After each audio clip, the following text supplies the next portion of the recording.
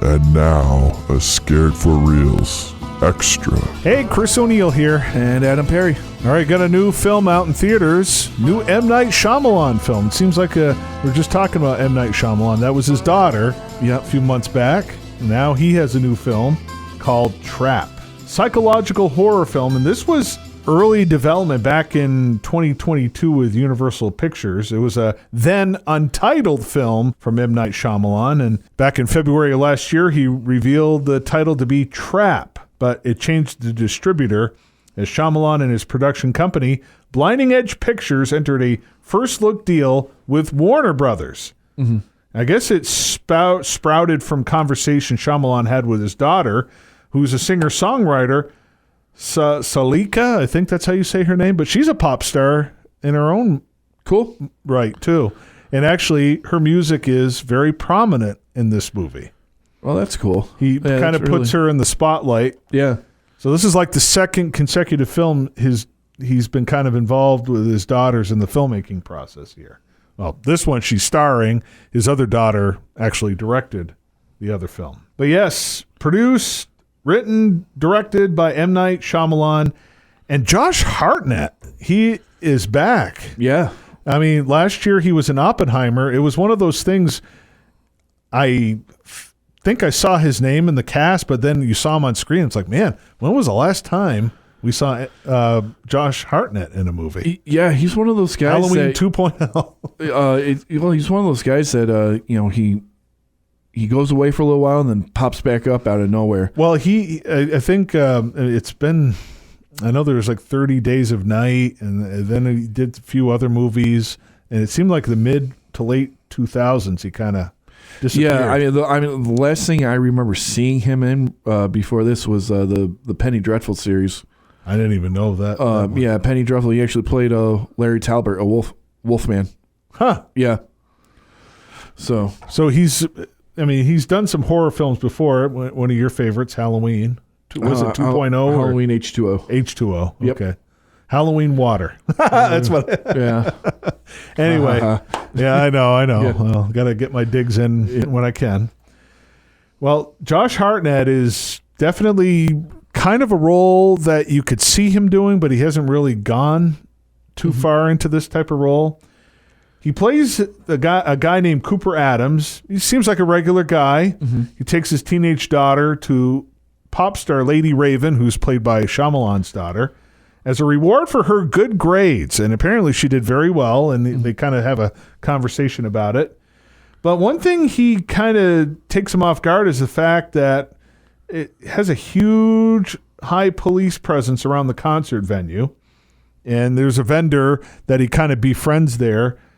And he tells Cooper that the FBI plans to catch a serial killer known as the Butcher. No, not Bill the Butcher from Gangs of New York. Mm-hmm. Got to get my Scorsese stuff in there. Of course. Yeah. But the Butcher is at the venue apparently with knowledge. I guess there's knowledge that he's there somehow. We find out later on because just like Christopher Nolan, M. Night Shyamalan tells you everything. Yeah. Leaves nothing to the imagination. So Cooper is revealed to be the Butcher himself, secretly checking footage on his phone of his latest captive, a guy named Spencer locked in his basement. So he steals that friendly vendor's ID card, learns I guess there's some sort of password phrase in case there's any problems if they spot someone who looks like the Butcher. Mm-hmm. They don't know what the Butcher looks like. There are some clues that he has a scar on his hand, so he puts like one of those wristbands to kind of cover the scar on his hand. But yeah, there's some passphrase that is used to identify him as an employee and not one of the, because they're searching every single row of the venue, and any guy that fits the profile, they escort the guy out. Mm-hmm. So it's interesting way to try to catch a serial killer inside a concert venue. Again, M. Night Shyamalan has great ideas, okay? Yeah. So, hearing a woman predicting his movements over the radio who happens to be Haley Mills. You remember Haley Mills, the Parent Trap, and she's the daughter of the great character actor Sir John Mills. Yeah. So Cooper sets off an explosion in a food stand and uses the chaos to access the roof, where he learns from a police officer that the manhunt is led by this Dr. Josephine Grant. And this is the problem I have with the movie. You really don't know too much about Haley Mills' character. She's an FBI profiler, and she does an amazing job with the few scenes that she has. Right. But it's kind of like you wish you could have seen it from her point of view. Sure. Because she was a very interesting character. So, confused by her dad's behavior, his daughter asks him to stay with her for the rest of the show. She talks about being chosen as Lady Raven's dreamer girl, who literally gets to dance on stage with a singer and also gets backstage access.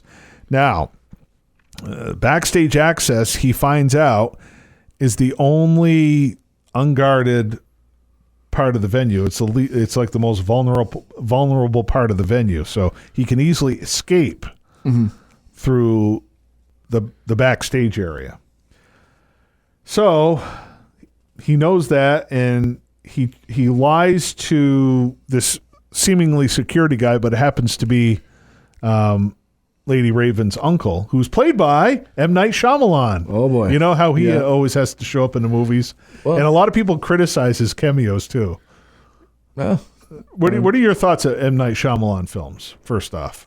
they're not bad. I think we've said this before, talking about his daughter's movie, and then a couple of her reviews where we're doing multiple movies in like Sixth Sense came up. They're all the same, like they all play out the same. His twists became predictable really quickly. Like he literally said in an interview for this movie, he goes, "There's no twist in this." Okay. So, but there are ways, even if there's no twist, to make it interesting. Right. I mean, there are some interesting elements. He lays out a good story. It's just his execution. But anyway, Josh Hartnett lies to M. Night Shyamalan's character, the uncle of Lady Raven, that his daughter has leukemia, kind of sympathizing, and he's able to manipulate what row are you guys sitting in? I'm going to make her the dreamer girl. So it's like, a lot of this stuff is like obvious. You know what I mean? I remember I texted you after the movie. This is a pretty obvious movie. Mm-hmm. So after the concert ends, he gets to see his daughter on stage, and he's not really like enjoying it because he's like trying to find, okay, this is the exit. He's trying to plan his next moves. Yeah. And that's the thing. We're seeing it from his point of view, and we've seen many stories nowadays where we see it from the killer's point of view, and it's right. I mean, if he would have done this like a couple of decades before, it would have been awesome. You know what I mean? But we've seen from the point of view so many times of the killer. So the concert ends. Josh Hartnett learns that the police are also guarding the backstage exit as well. He privately reveals himself as the butcher to Lady Raven herself.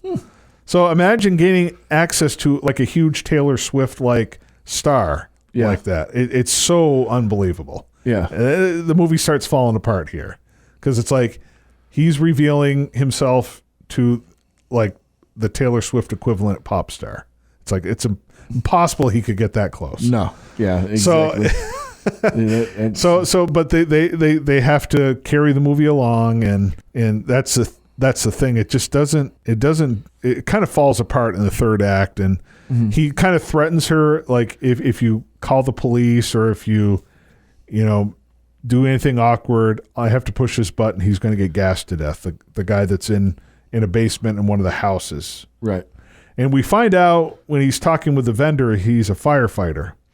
So he knows all of these abandoned buildings that go against the fire code that no one's really going to bother with. Right. So this is where he holds all of his victims captive, and he kills them off one by one. Yeah. And And then literally Lady Raven's like, "Let's go to your house, Riley," and his daughter, and it's like, why would a major pop star just go to a random fan's house? It gets so unbelievable at this point. Right. I mean, it's still entertaining to a degree, but there's no way this is like any way believable.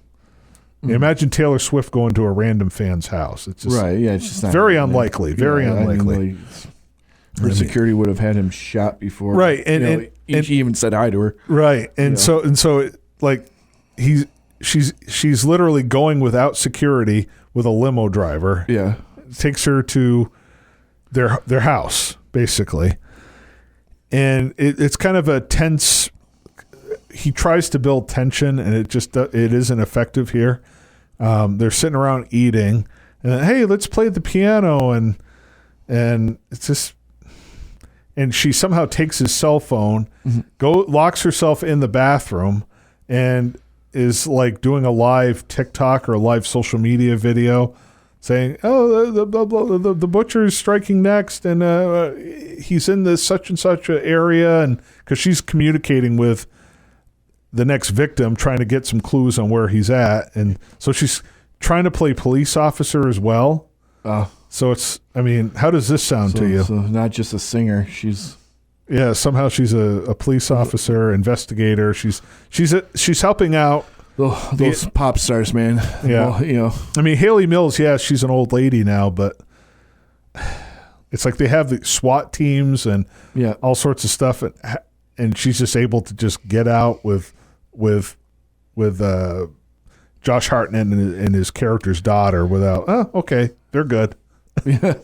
I don't know. It's just, it just falls apart, and it's unfortunate because it's a pretty entertaining movie for the most part. Yeah. It just falls apart at the end. And of course he breaks down the door, and the FBI surrounds the house, and he's about ready to take Lady Raven captive.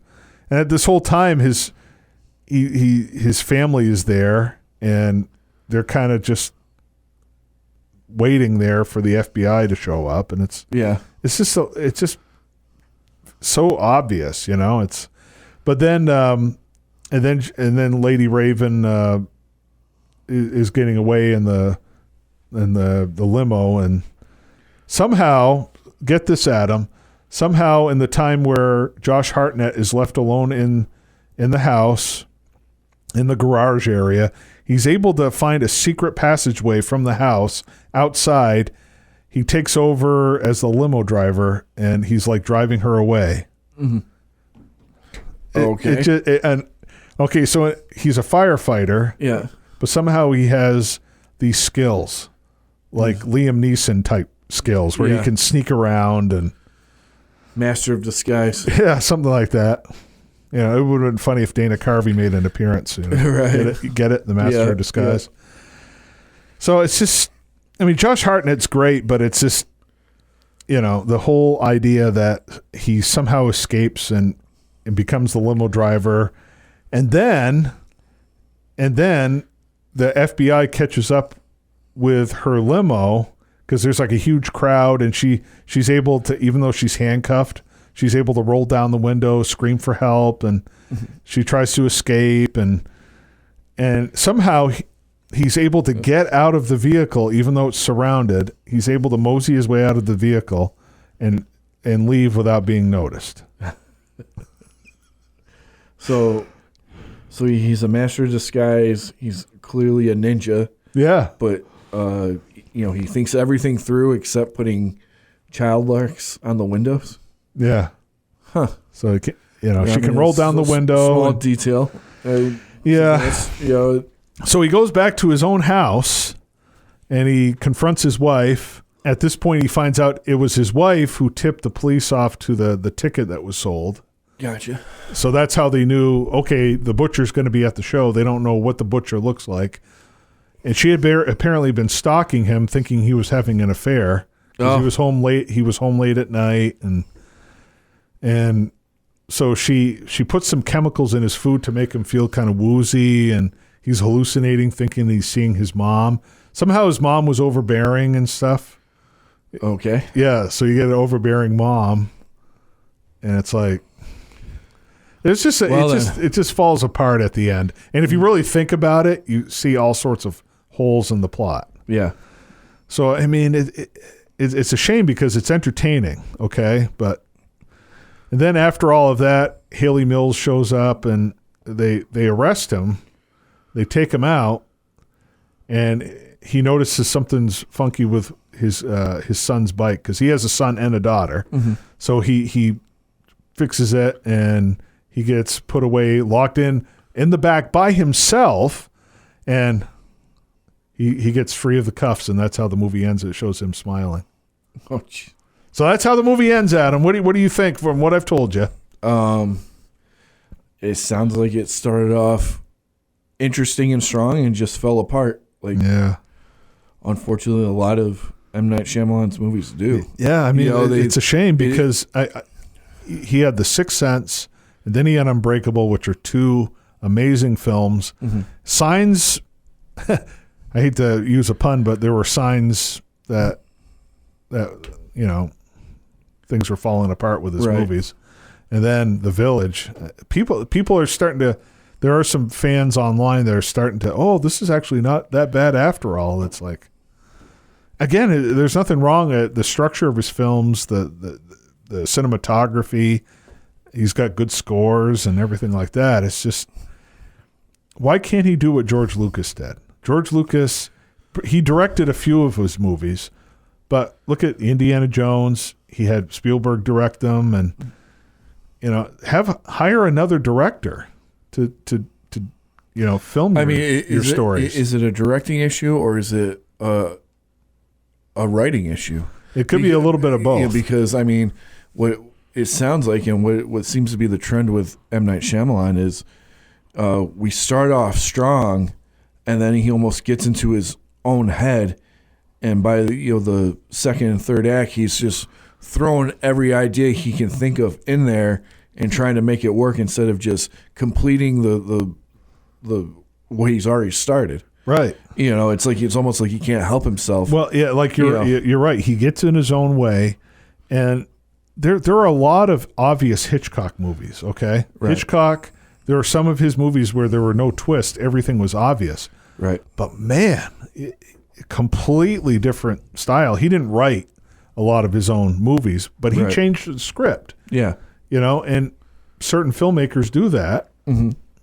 Scorsese always doesn't get screenwriters credit, but he changes the scripts. Right. So directors, if you hire a really good one, it can help influence it. Like, look at True Romance is a perfect example, okay? Tarantino wrote the script.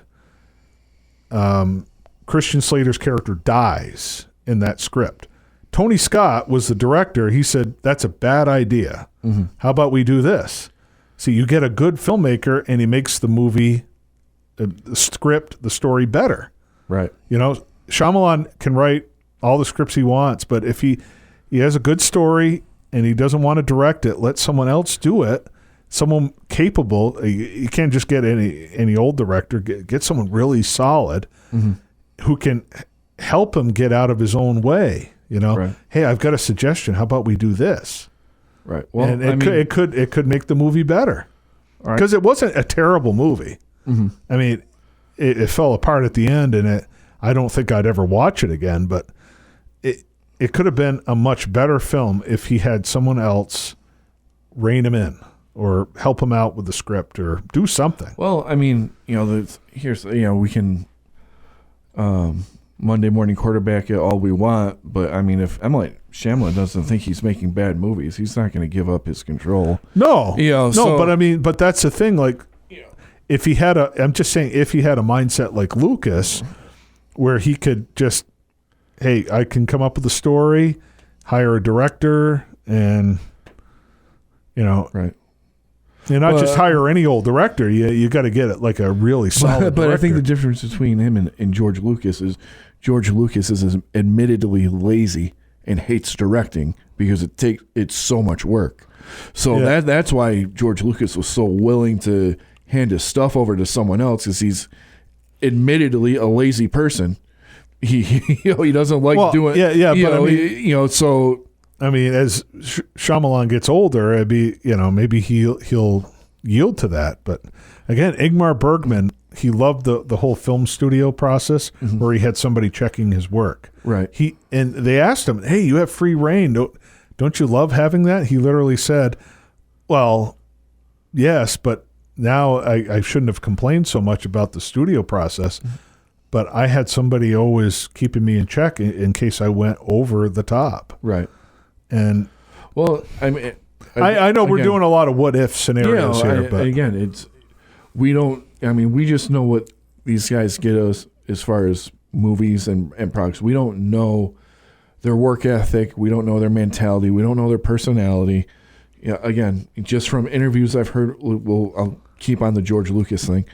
Just from interviews I've heard from him, it's not a self-criticism thing or looking for criticism or thinking that his stuff needs to be seen by someone else. He's just admittedly a guy who doesn't want to put the time into directing because it's a lot of work. Right. You know, which is why, you know, so we don't know M. Night Shyamalan. He might be a workaholic, and this is the way he likes to do stuff. Right. You know, and you know, getting feedback from someone else is really just not in his frame of mind or in his work process.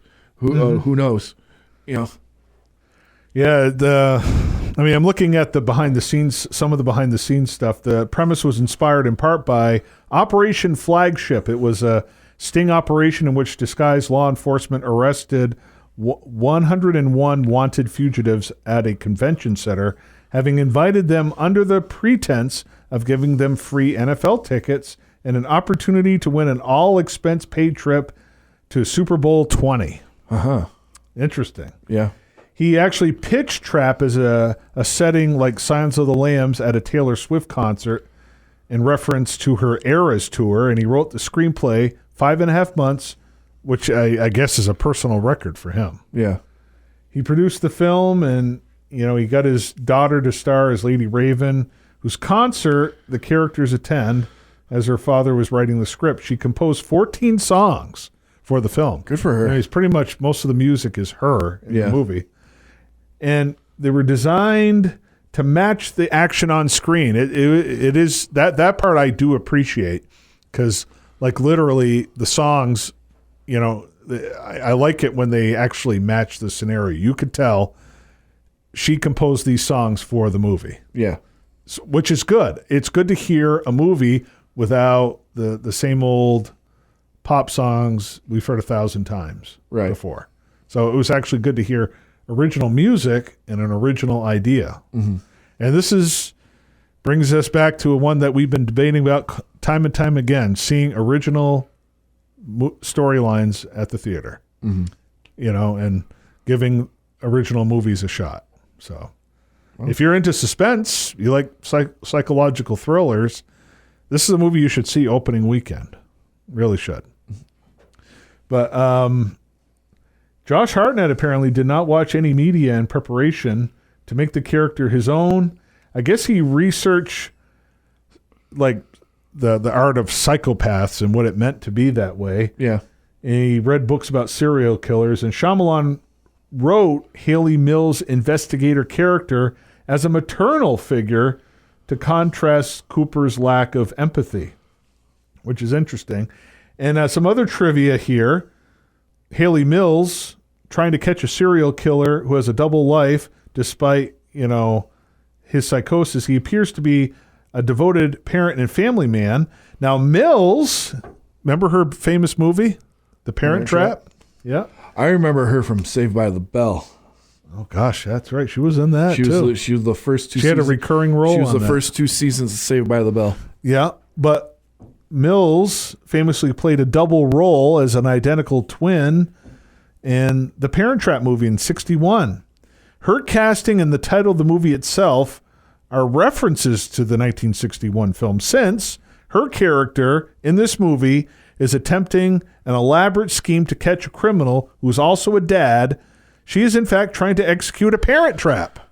Interesting. Well, hey, you know, it's paying homage to her most famous role. Right. I mean, that's her most iconic role, you know. So very interesting. I mean, again, a lot of interesting ideas. I just wish it didn't fall apart at the end. You know, the last act was just a shame. Right. But if you like psychological thrillers, this is a halfway decent movie. I did rate it 3 stars. So I mean, you know, it's not terrible, you just wish it could be better. I mean, everyone, you can't make, it seems like he's not like a Kurosawa, Hitchcock who can just, boom, hit it out of the park every single time. Right. Seems like he's already had his one or two signature movies and he's done. Right. He can't match it.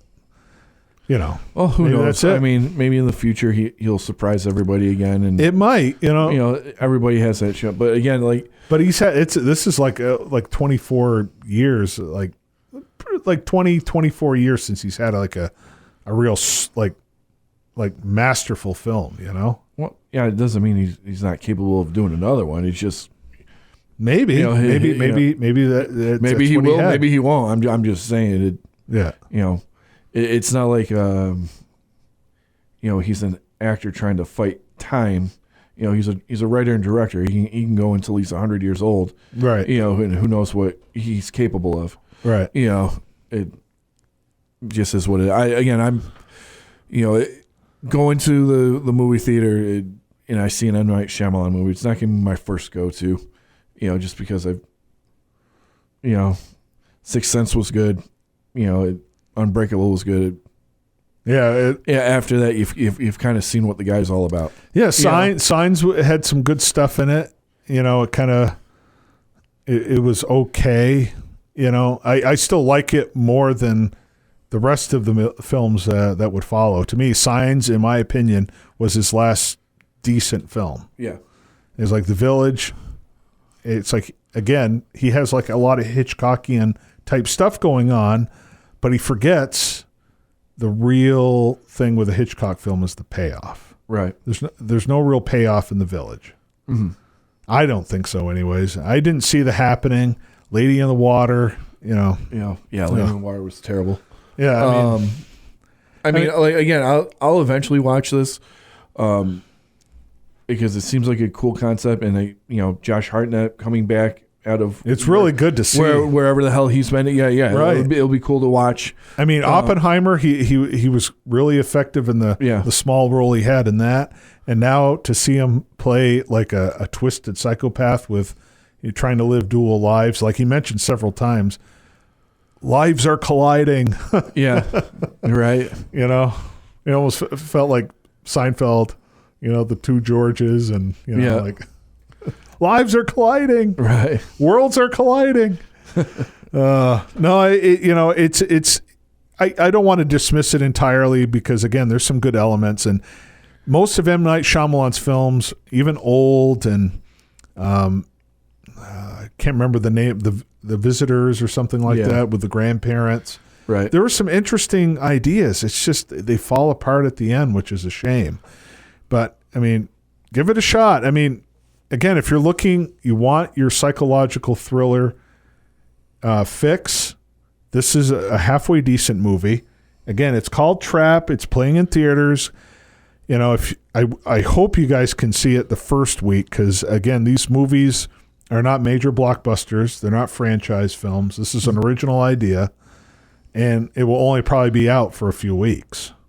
And that's the thing. This movie costs like $30-40 million. Yeah. So I wish and hope and pray that we get more and more of these, that are like $30-40 million, not like $300-400 million price tags. So, right. We'll have to wait and see. But, yeah. I mean, it'll probably break even. It may make some profit. It's not going to break any world records, that's for sure. But right. If you are indeed a M. Night Shyamalan fan and hate everything we're just saying about him, well, feel free to comment. I always forget, Adam. Subscribe, Scared for Reels. Just click that subscribe button, and we're on Facebook, Instagram, X. Have you seen Trap yet? I mean, we just spoiled the whole movie for you. We forgot to do a spoiler alert at the beginning, but right. We'll put it on our on the notes in YouTube and stuff that this is a spoiler review. We always dissect the movie from start to finish. So again, comment, tell us what you thought of M. Night Shyamalan's brand new achievement. It's called Trap. Let us know what you think. Reach out through Facebook, X, and Instagram. We'll see you next time on Scared for Reals.